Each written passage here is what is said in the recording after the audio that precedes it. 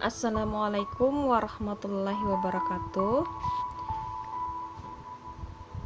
Kita akan belajar kembali pada tema 3 makanan sehat, subtema 3 pentingnya menjaga asupan makanan sehat. Pada kali ini kita akan belajar muatan pelajaran IPS dan PPKN. Namun sebelum belajar, marilah kita berdoa terlebih dahulu. Berdoa dimulai. Berdoa selesai. Yang kita bahas pertama adalah muatan pelajaran IPS. Bisa kalian buka buku pena 5A halaman 198 dan 202.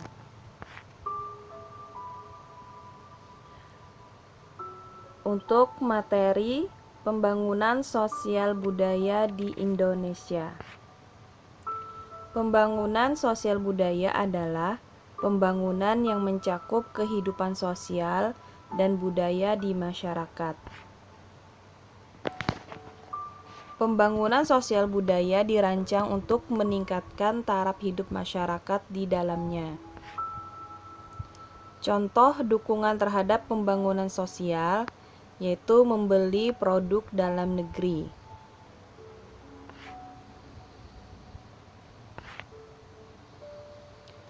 Keragaman sosial budaya Indonesia dan manfaatnya. Indonesia kaya akan keberagaman sosial budaya. Indonesia terdiri dari berbagai suku bangsa yang memiliki bahasa, rumah adat, pakaian tradisional, senjata tradisional, makanan khas, upacara adat, dan kesenian masing-masing. Keragaman menjadi modal dalam pembangunan nasional Indonesia. Keragaman di Indonesia tidak menjadi penghalang terjadinya kerjasama dalam masyarakat. Kerjasama diperlukan untuk mewujudkan cita-cita pembangunan nasional. Cita-cita pembangunan nasional adalah menjadikan bangsa Indonesia sebagai bangsa yang maju dan sejahtera. Keragaman sosial budaya Indonesia dan manfaatnya. Indonesia kaya akan keberagaman sosial budaya. Keragaman yang ada menjadi modal dalam pembangunan sosial. Contoh manfaat keragaman sosial budaya Indonesia. Pertama, menumbuhkan rasa nasionalisme. Kedua, sebagai identitas bangsa di mata internasional. Ketiga, memupuk sikap toleransi sehingga persatuan Indonesia tetap terjaga. Ketiga, sebagai ikon pariwisata sehingga menambah pendapatan nasional. Kelima, sebagai sumber pengetahuan dunia. Nah, itu adalah 5 contoh manfaat keragaman sosial budaya Indonesia. Kemudian kita menuju ke muatan pelajaran PPKN. Bisa kalian buka buku pena 5A halaman 200 dan 208. Materi pada muatan PPKN yaitu tentang keragaman di Indonesia. Keragaman di Indonesia. Keragaman Indonesia meliputi suku, bangsa, agama, budaya, serta kegiatan ekonomi. Masyarakat sebaiknya tetap bersatu meskipun keragaman menimbulkan perbedaan, sesuai semboyan Bhinneka Tunggal Ika.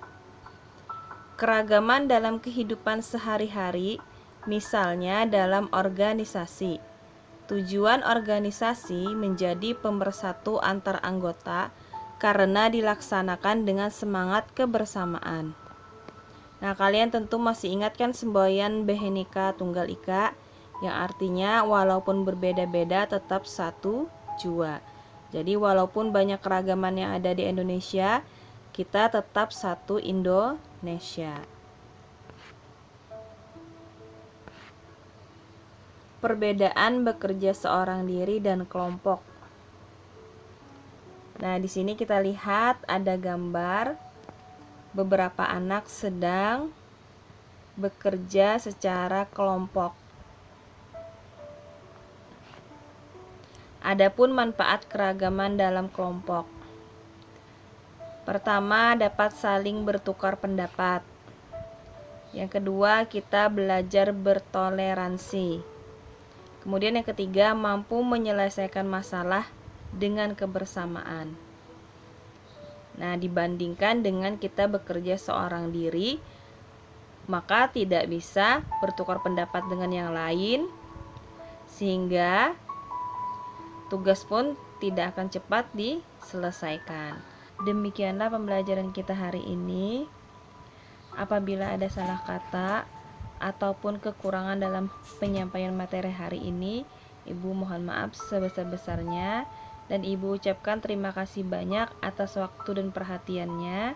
Wassalamualaikum warahmatullahi wabarakatuh.